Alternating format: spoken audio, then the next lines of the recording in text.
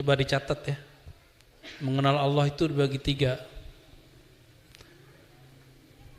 Mengenal wujudnya, mengenal wujudnya. Yang kedua, mengenal nurnya. Yang ketiga, mengenal sirnya. Dan orang terhalang untuk menembus kesadarannya bertuhan karena si makhluk-makhluk itu. Maka untuk mendekat kepada Allah ada dua jalur, satu penciptaan, satu hembusan. Setelah nyata Allah pada seseorang, dia tidak lagi memandang dengan matanya. Tapi Allah lenyapkan mata dia, Allah lenyapkan pandang dia. Yang memandang saat itu hanya Allah.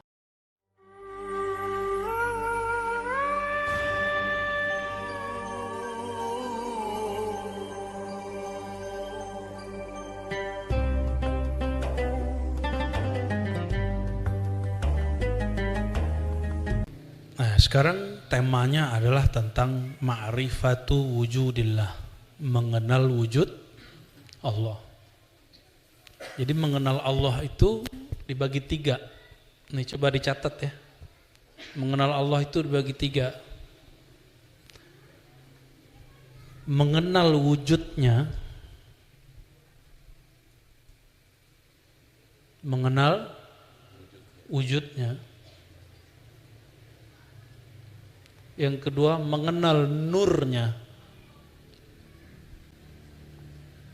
Yang ketiga, mengenal sirnya.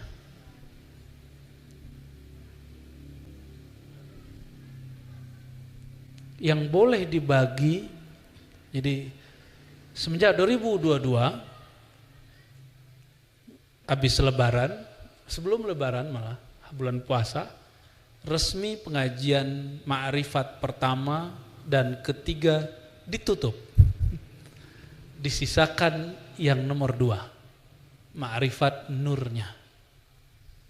Ya, jadi yang pertama saya sudah nggak buka lagi, nggak bahas lagi. Yang apalagi yang ketiga, ya, sir.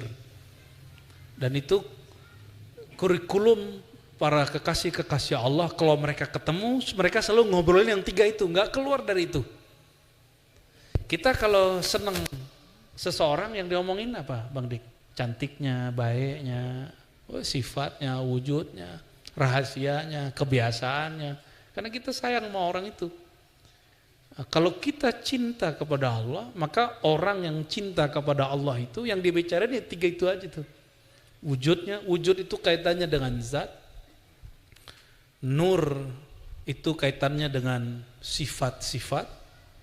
Dan yang terakhir itu ma'rifat, gabungan dari beberapa ma'rifat sir yang ada di dalam ruh kita. Dia punya suatu library yang disebut sir. Sir itu punya, kalau di library, di perpustakaan ada rak-rak gitu ya. Ini rak ma'rifatul zat, ma'rifatul sifat apa. Jadi obrolannya itu semua. Namun karena pandemi sudah berakhir, ilmu itu ditutup dulu sementara. Ya. Karena setiap kali saya mau bicara itu juga nggak bisa bicara, tiba-tiba kali aja kemana gitu. Jadi hati itu nggak mau, dia nggak ridho. Nah, yang diizinkan nomor 2, karena nomor 2 itu An-Nur itu sudah ada sebagian pembahasannya di ilmu akidah dan mendalam di kalangan ahli tasawuf yang kitab-kitabnya sudah berkembang. Salah satunya kitab Ibnu Athaillah. Ya.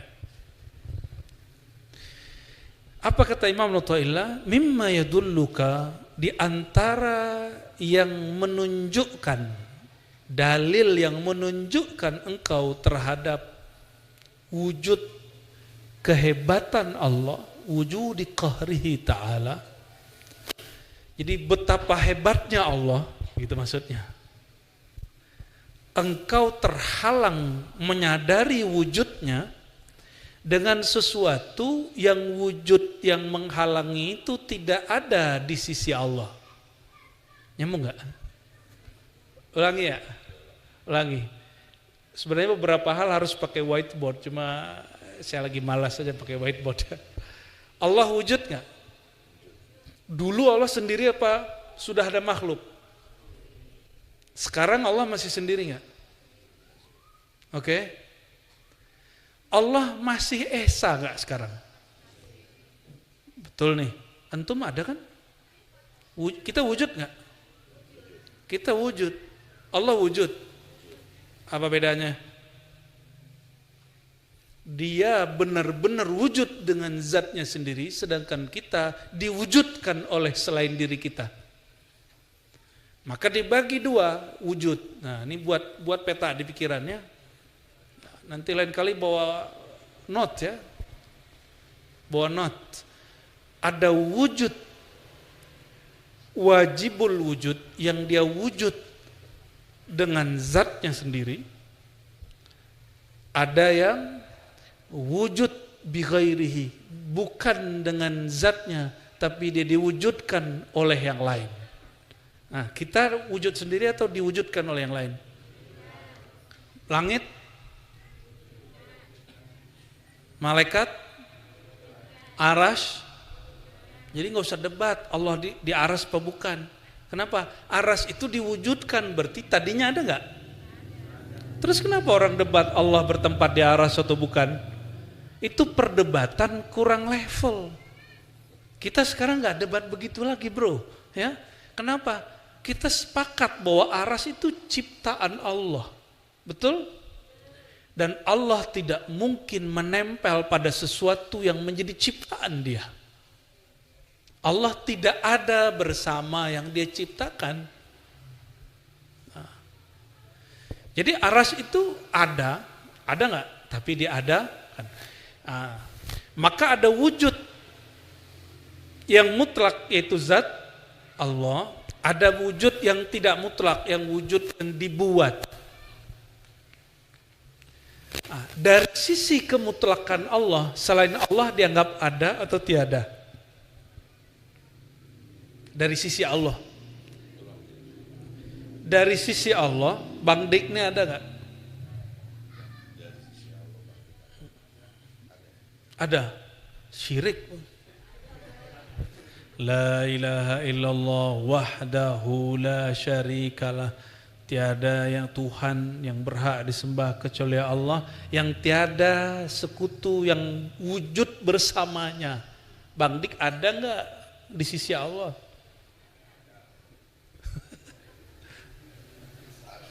Salah. Gimana? Ini ahlus sunnah loh ini bukan bid'ah ini. Bukan wahdatul wujud nih, bukan. Kita nggak lagi wahdatul wujud. Bukan, ini nggak perlu pakai Ibnu Arabi yang begini-ginian. Ini ahlus sunnah ini. Dari sisi zat Allah, selain Allah dianggap tidak ada.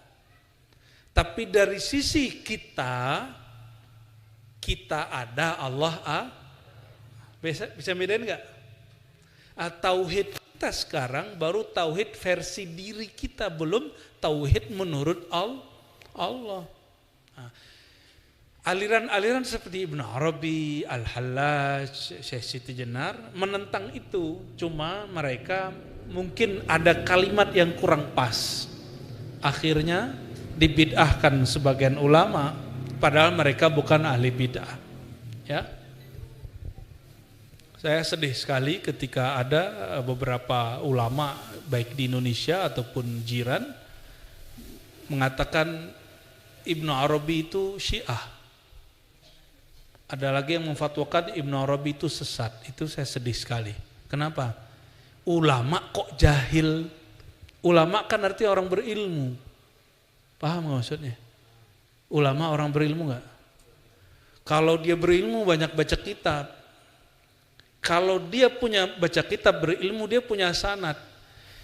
Indonesia ulamanya banyak ngaji ke Timur Tengah. Di Mekah itu ada namanya Sayyid Muhammad Alawi Al-Maliki. Sering dengar? ya, yang di Rusaifah. Said Maliki ini, Said Muhammad Al-Maliki, kalau nulis silsilah Sunan At-Tirmizi, kitab hadis keempat dalam kajian Ahlus Sunnah, itu silsilah sanadnya melalui Imam Ibnu Arabi. Gimana? Sesat nggak Said Muhammad Alawi? Dan yang saya sedih, kok ada sebagian orang yang ngaku murid Said Muhammad Alawi menyesatkan Imam Ibnu Arabi. Itu udah jahilun murakkabun, itu udah jahil, udah nggak ngerti dia dirinya jahil. Dia harus insaf itu. Kenapa? Sama saja dia mengatakan guru dia sesat karena bersanad kepada imam yang sesat. Jangan sampai ada begitu di kita, ya. Menganggap seorang tokoh sesat padahal silsilah ilmunya dari situ. Di Indonesia ada namanya Syekh Ihsan Jampes Kediri. Pernah dengar? Ihsan Jampes, baru dengar? Baru dengar. Mu'alaf juga dirimu nih. Syekh Ihsan Jampes ini itu gurunya Syekh Yasin Al-Fadani di Mekah. Itulah yang membawa silsilah Imam Ibn Arabi ke tanah Jawa, ke Nusantara ini. Maka jika disebut ahli sunnah, salah satunya lewat jalur beliau. Ya, jadi teman-teman, kadang-kadang orang memfatwakan sesuatu yang tidak faham, berjamaah lagi ya. Nah, ini harus sudah revisi. Fatwa itu tidak suci, jika salah harus kita tentang. Ya, jika salah mesti kita kritisi. Siap nggak mengkritisi fatwa yang salah? Harus ya. Nanti kita tunjukin ada fatwa aneh-aneh itu. Dari zaman ke zaman loh. Ya. Baik teman, balik ke sini. Balik ke sini. Di antara kedahsyatan Allah, kehebatan Allah, Allah menirai, menghalangi kolbumu, pemahamanmu untuk memahami wujudnya dengan apa? Dengan sesuatu yang wujud itu tidak ada bersamanya. Nyambung gak? Mulai nyambung. Mulai hancur nih otaknya nih. Bahasanya itu, pilihan bahasanya keren.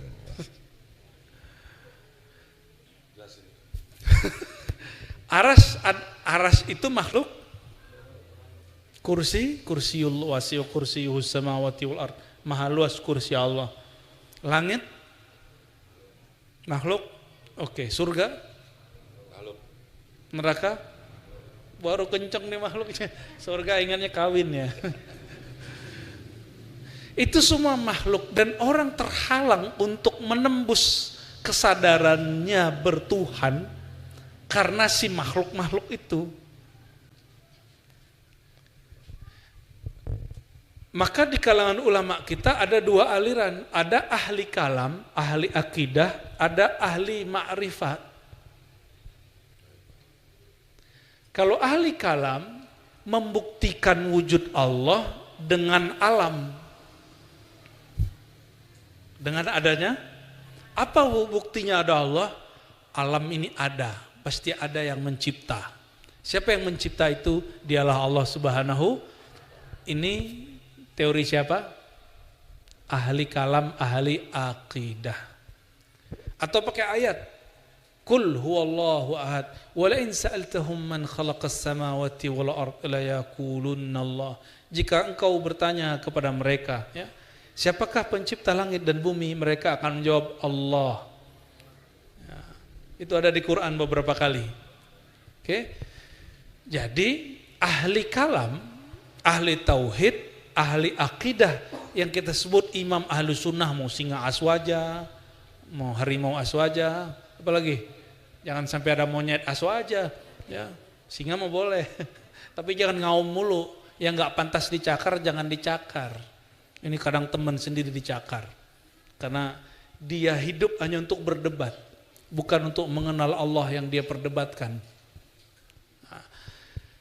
Ada kelompok kedua, ini Ibnu Taimiyah sendiri yang mengatakan, orang yang mengenal Allah tidak perlu dengan wujud alam yang alam ini tidak ada bersama Allah. Aras alam, langit alam, gunung alam, matahari alam. Kalau kelompok pertama tadi, gimana cara membuktikan wujud Allah? Lihatlah langit, bumi, matahari, semuanya ada karena diadakan Allah. Ini ilmuwan ahli kalam. Kalau ahlu sunnah yang ahli ma'rifat gimana ngomongnya? Kata Ibnu Taimiyah, kenapa engkau membuktikan wujud Allah dengan sesuatu yang tidak ada wujudnya bersama Allah? Alam ini dia tidak pernah menyekutui wujud Allah, tidak pernah membersamai wujud Allah, karena Allah dulu sendiri, sekarang tetap sendiri, sampai nanti sendiri. Dia dulu Esa, sekarang Esa, sampai nanti Esa. Maka cara mewujudkan Allah gimana? Cara membuktikan wujud Allah gimana? Buktikan wujud Allah itu dengan wujud dia sendiri, dengan sifat dia sendiri. Gimana caranya Bang Dik? Buktikan Allah itu ada dengan sifat wujud Allah itu sendiri. Gimana? Tubuh ini, oke, ada rambut di situ, betul? Rambut.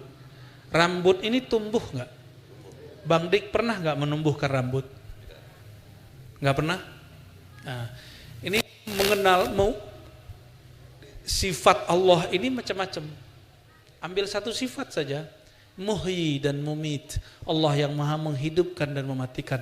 Bukti Allah itu ada, bukan saya yang menciptakan diri saya sendiri, bahwa sifat hayat dia, sifat dia menghidupkan, mematikan, nyata pada diriku.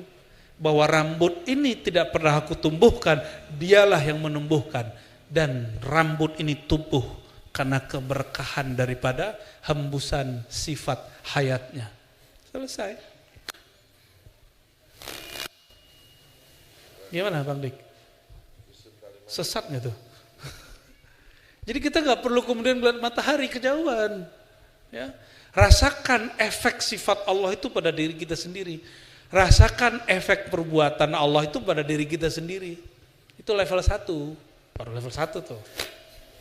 Ya, baru level 1 ya, baru di sifat-sifat yang standar lah dikenali orang.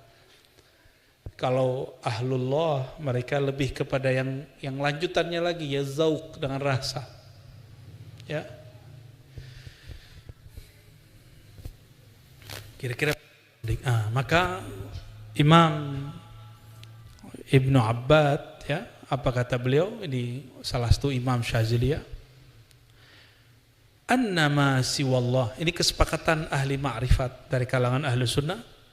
Annama siwallah admun mahdun min haitsu zatih. Selain Allah itu dianggap tidak ada sama sekali dari sisi Allah. Bukan dari sisi Bang Dik, bukan dari sisi saya. Teman-teman ini ada enggak di sisi Allah? Tapi dari sisi teman yang lain? Oke. Dari sisi wujud si hamba, maka alam ini ada. Tapi dari sisi wujud Allah, alam ini tiada. Saya mau tanya, setelah Allah menciptakan alam, Allah berdua enggak dengan alam? Ini pertanyaan jebakan. Allah dulu sendiri, benar? Lalu Allah menciptakan alam. Allah jadi berdua enggak? Tetap sendiri? Antum sahih akidahnya ya. Nanti kalau ditanya sama malaikat mungkar nakir, man rabbuka? Jawabnya kenceng itu. Ya. Allahnya kenceng itu, kaget nanti malaikat mungkar nakir.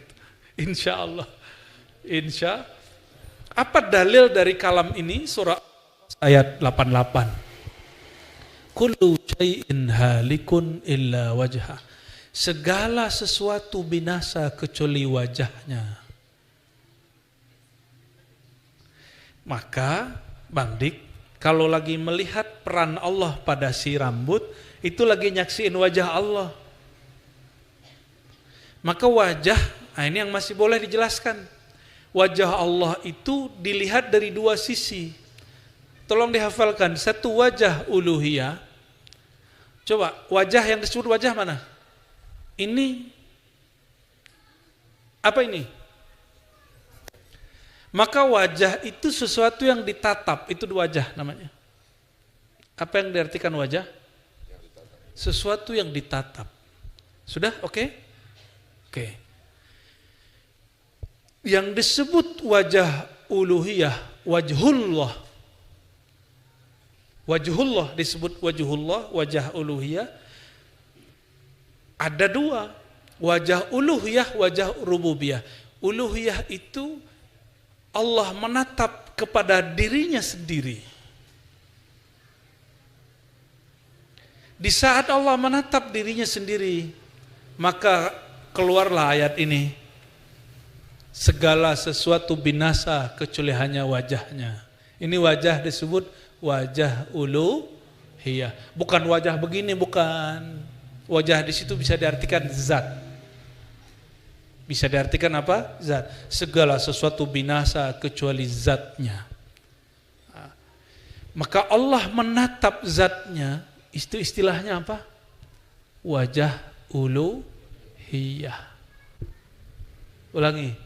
Allah menatap zatnya disebut apa? Karena Allah menatap zatnya, maka yang lain selain dia binasa. Paham?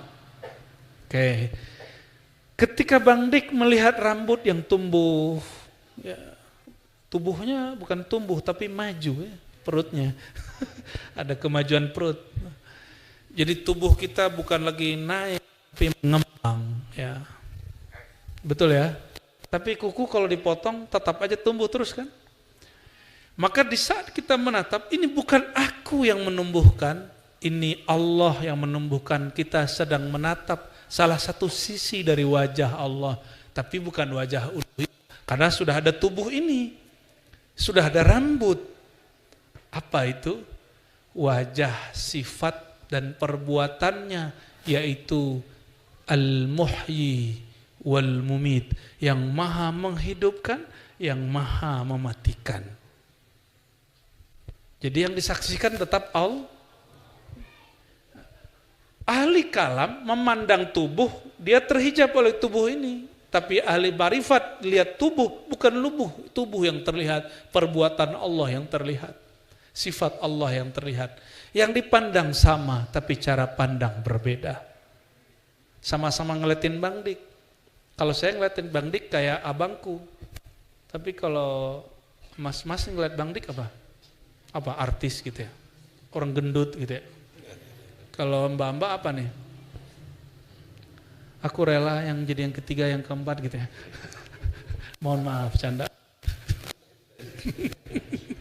Allahumma sholli ala Muhammad wa ala alihi wasallam. Enggak berat toh pengajian malam ini? Ini yang masih boleh di sharing. Yang boleh ini kita ulang terus biar rohani kita bahagia. Ya.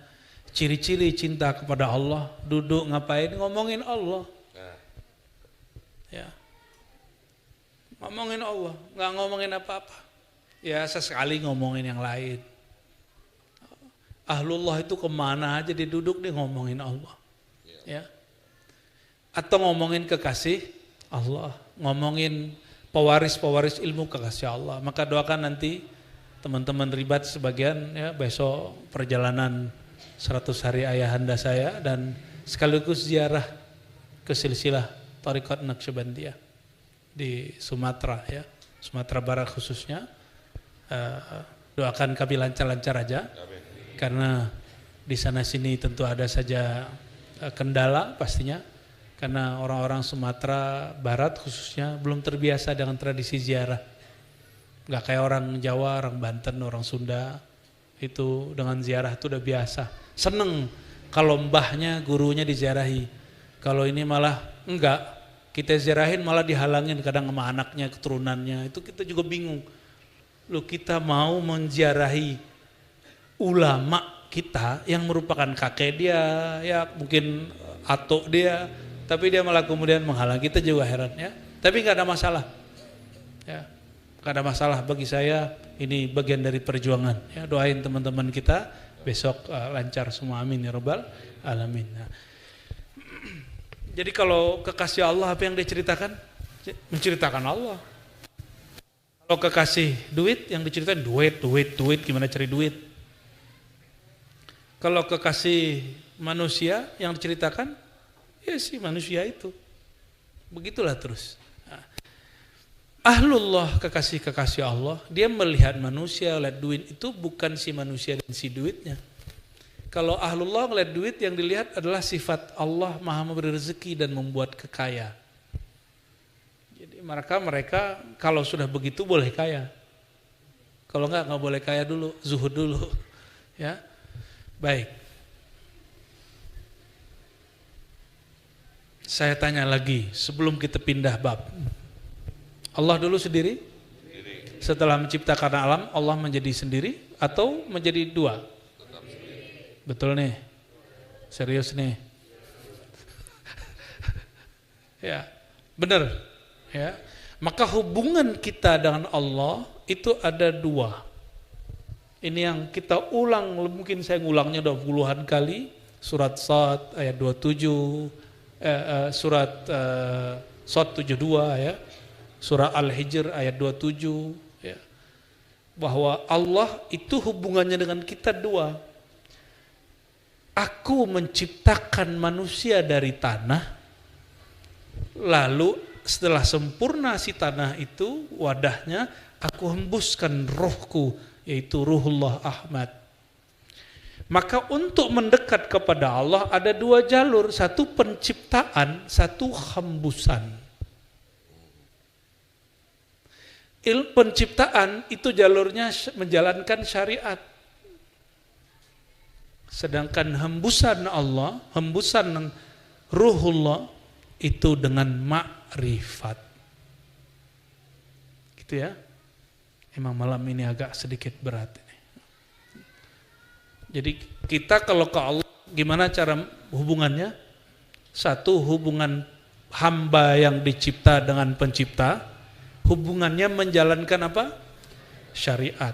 Tapi jangan berhenti di situ. Berhenti di situ ibadah terasa beban. Cuma kalau antum nggak mau naik ke yang kedua nggak apa-apa, kita nggak maksa juga. Tapi jangan ingkari ilmu ma'rifat, cukup uskut. Tadri. Kalau nggak paham diam. Jangan ingkar supaya tidak diharamkan Allah mendapatkan rahasia ini. Gitu. Yang kedua, ma'rifat. Jadi yang pertama bersyariat, yang kedua berma'rifat. Oleh karena itu hamba yang disebut al-insan al-kamil, dia mesti bersyariat, dia mesti berma'rifat. Kalau kurang ma'rifatnya, berarti dia menyembah, tidak tahu yang dia sembah kecuali hanya sebatas zat yang nyuruh-nyuruh, yang ngancam dengan neraka, yang ngasih iming-iming dengan surga. Itu hubungan penciptaan. Jadi kalau nyembah Allah itu hubungannya cuma hubungan penciptaan, ibadah antum nanti jadi hambar. Tapi kalau menyembah Allah dengan ma'rifat, muncullah cinta. Muncullah rasa cinta. Itu bedanya ya. Nah, kita dua paket ma'rifat ini kita ajarkan. Dua paket jalan ini, jalan yang pertama, jalan yang kedua, dua-duanya diribat insya Allah diajarkan. Kita nggak satu-satu, ya. Insya Allah. Ada sebuah hadis di Sahih Bukhari, Nabi mendendangkan syair yang didendangkan orang. Ini Nabi ini suka juga dengan syair. Ada seorang penyair namanya Labid. Nabi lagi kerja bakti, Bang Dik. Nabi ini suka kerja bakti. Lagi kerja bakti, Nabi mendendangkan. Ya. Asdaqu kalimatin qalaha syair ala kullu ma khalallahu batil. Apa kata Nabi? Ya kalau didendangkan kira-kira terjemahannya, seindah-indah kalimat yang dinyanyikan, didendangkan oleh seorang penyair seniman adalah segala sesuatu selain Allah tiada. Jadi ajaran tentang bahwa Allah itu hanya sendiri dan selalu sendiri, itu ajaran langsung dari Quran dan Sunnah. Siapa yang meyakini dirinya ada bersama Allah, syirik. Yang meyakini surga neraka ada bersama Allah, dia syirik. Karena surga neraka itu makhluk, Allah itu khalik. Tapi kalau dia mengatakan surga neraka ada, diadakan oleh Allah, baru akidah dia benar. Oke. Seandainya surga neraka tidak Allah ciptakan, jangan begini Bang Dik, kalau Bang Dik ngomong seandainya surga neraka nggak ada, nanti mah kelompok saklek dibilang Bang Dik kafir. Loh, surga neraka ada, ente kok tolak? Robiah Adawiyah nggak ngomong begitu. Robiah Adawiyah mengatakan seandainya Allah tidak menciptakan surga, tidak menciptakan neraka, apakah engkau masih mau menyembahnya? Nah, kalau bab penciptaan, menyembah Allah karena diancam, menyembah Allah karena harap pahala, boleh nggak? Boleh. Tapi itu baru tauhid khalqiyah, tauhid penciptaan, atau tauhid rububiyah. Belum sampai kepada tauhid zat, mentauhidkan zat Allah Subhanahu wa ta'ala. Seandainya Allah tidak ciptakan surga dan tidak ada namanya bidadari, Bang Dik masih mau sholat tahajud nggak? Jadi Sufyan Ats-Tsauri, dia pernah tertidur dari tahajudnya. Ketika bangun, udah subuh. Itu bangun, dia nangis. Karena dalam tidurnya dia bertemu sosok bidadari. Yang bidadari itu dikalamkan waktu dia masuk ke alam surgawi di mimpinya. Inilah istrimu, begitu. Langsung dia mau peluk, karena bidadari kan cantik bener Bang Dik. Gak ada apa-apanya, mohon maaf, dengan ya perempuan di dunia. Ya. Lalu ketika dia mau peluk istrinya di surga, sang istri ngomong gini, maaf Mas Sauri. Maaf kenapa? Maharmu ketinggalan. Loh, maharnya apa? Biasanya engkau kirim mahar malam ini, yaitu tahajud, tapi engkau tertidur. Bangun dia nangis, semenjak saat itu dia gak pernah tidur lagi malam hari sampai mati. Imam Sufyan Ats-Tsauri. Kira-kira gimana tuh nasib kita tuh? Bidadari itu kalau meludah di muka bumi, seluruh permukaan bumi harum bau kasturi. Kalau Bang Dik ngeluarin air ludah, bau jigong Bang Dik. Beda sama bidadari. Tapi bidadari itu nggak pernah sholat. Sedangkan istri Bang Dik sholat. Pilih mana Bang Dik? Istri atau bidadari? Istri di dunia atau bidadari? Pilih loh, dua-duanya, tamak ente. Bidadari gak pernah sholat dan gak pernah haid. Istri Bang Dik haid kan? Tapi dia sholat. Gimana tuh? Pilih mana? Pilih salah satu. Ini disiarin gak nih? Jawab dong. Ya kan, untuk menemukan bidadari yang cantiknya, tidak terbasuh air wudhu itu, bagaimana sikapku di dunia ini menyintai istriku dengan baik-baiknya gitu. Alhamdulillah. Semoga didengar istrinya ya. Kan salah lagi. Salah pula. Taib.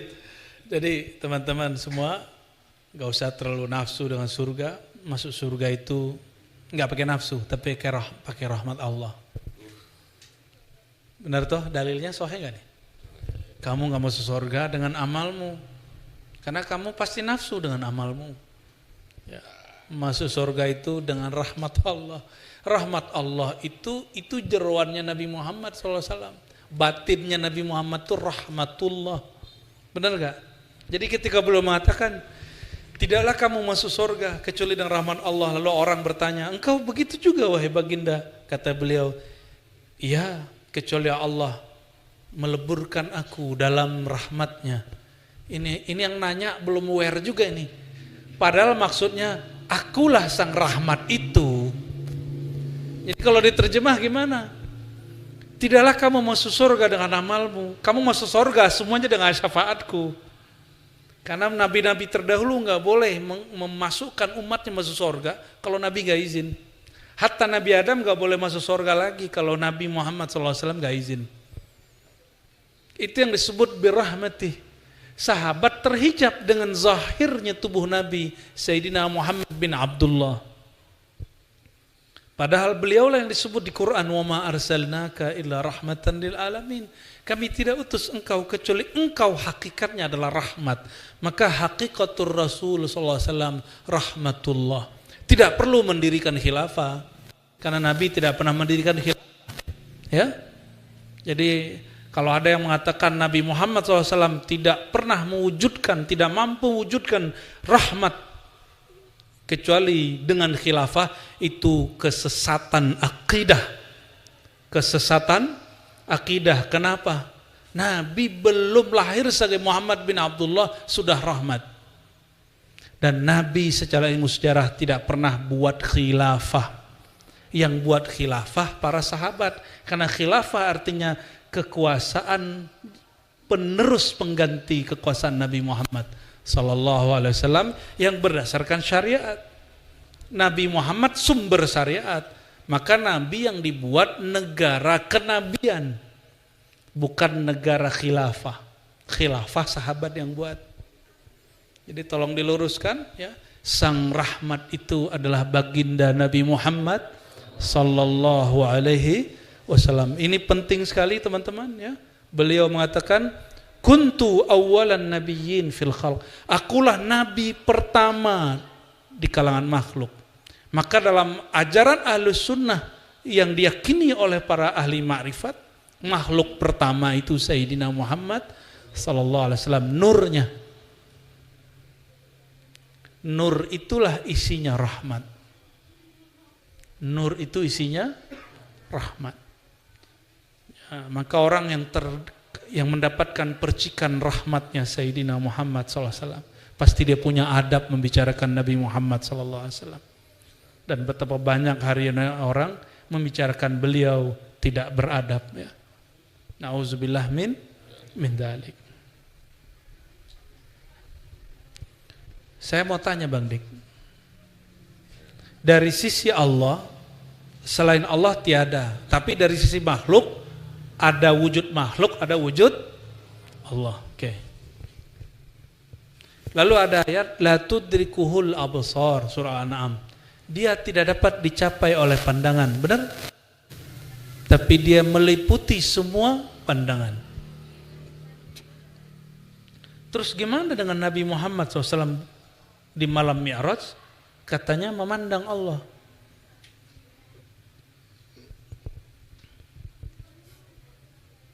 Padahal ayatnya mengatakan Allah tidak dapat dicapai oleh pandangan. Gimana? Nyambunginnya gimana? Ayo, konek ya? Nyambung? Surah Al-An'am menyebut Allah tidak dapat dicapai oleh pandangan. Tapi di hadis Isra Mi'raj, malam Mi'raj, Nabi SAW, kata Ibnu Abbas, riwayat Imam Muslim, melihat Allah. Nanti kita di surga juga akan melihat Allah.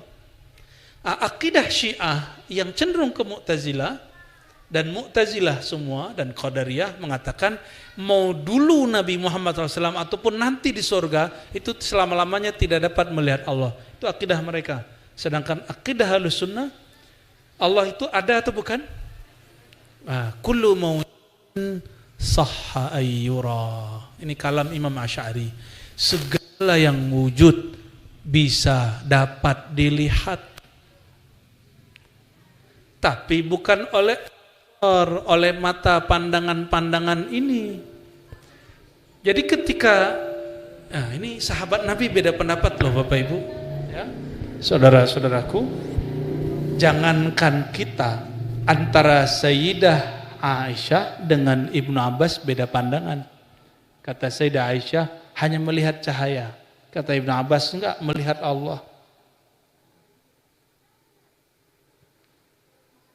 Nah, gimana caranya untuk mengatasi itu?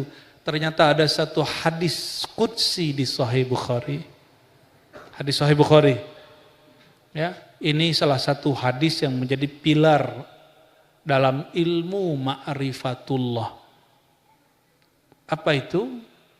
Allah berkalam, ya, la yazalu 'abdi yataqarrabu ilayya bid nawafil. Hambaku senantiasalah mendekatkan diri kepadaku dengan amal-amal tambahan, ma'rifat tambahan. Hatta uhibbahu, sehingga aku cinta kepadanya. Fa idza ahbabtuhu, jika aku telah mencintainya, aku gantilah pendengaran dia menjadi pendengaranku, pandangan dia menjadi pandanganku. Ya. Waduh, baca hadis qudsi ada lampu yang jatuh. Untung bukan jatuh hati. Coba ulangi hadisnya. Apabila aku mencintai sang hamba, aku ubah pendengarannya menjadi pendengaranku, pandangan dia menjadi pandanganku. Oleh Imam Hakim Tirmizi, beliau punya sanad sendiri kepada Rasulullah, ditambahin fuadnya berfikir, bertafakkur itu dengan fuadku. Kalamnya berkalam dengan kalamku. Apa maksudnya? Oh, ternyata babnya bab cinta. Allah kalau jatuh cinta kepada hamba, maka hambanya disebut Habib, Al-Habib. Yang bergerak Al-Habib secara mutlak hanya Sayyidina Muhammad SAW. Habib-Habib hari ini cuma dapat berkah darah sang Al-Habib. Maka Al-Habib hari ini secara batiniah belum tentu Habib, mohon maaf para Habib. Secara darah iya, darah Sayyid sebenarnya, belum semua Sayyid itu disebut Habib. Habib itu makom baginda Nabi Muhammad SAW. Makom apa? Makom ditukarnya sifat kemanusiaan dia dengan sifat nur rububiyahnya Allah. Sehingga dia memandang bukan lagi dengan pandangan dia, tapi Allah lah yang memandang saat itu. Kenapa? Jika telah nyata Allah pada seseorang, dia tidak lagi memandang dengan matanya. Tapi Allah lenyapkan mata dia, Allah lenyapkan pandang dia. Yang memandang saat itu hanya Allah. Di saat itu baru kita faham.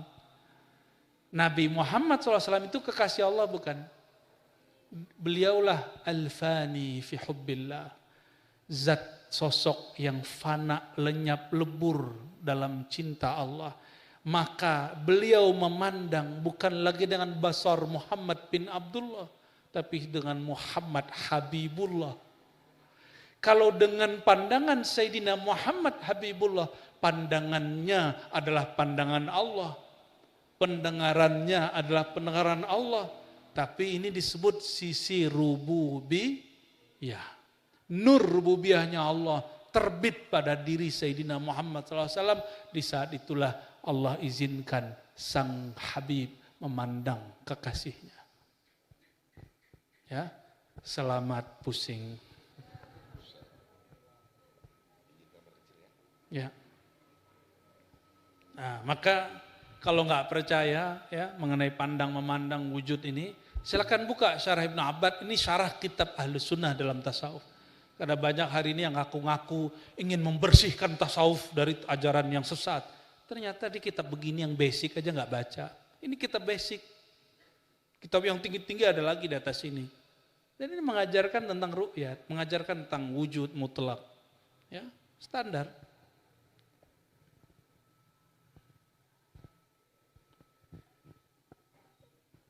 Imam Syazili, kakek guru dari Ibnu Athaillah, pernah mengisahkan tentang dirinya dileburkan ke dalam nur sang Habibullah.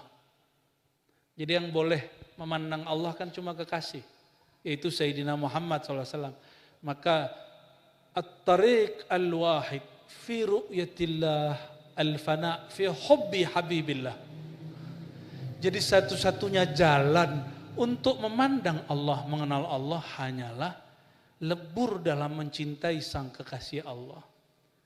Maka nanti kita dipinjamkan basornya, dipinjamkan samanya. Baru diizinkan memandang Sayyidina Abul Hasan Syazili.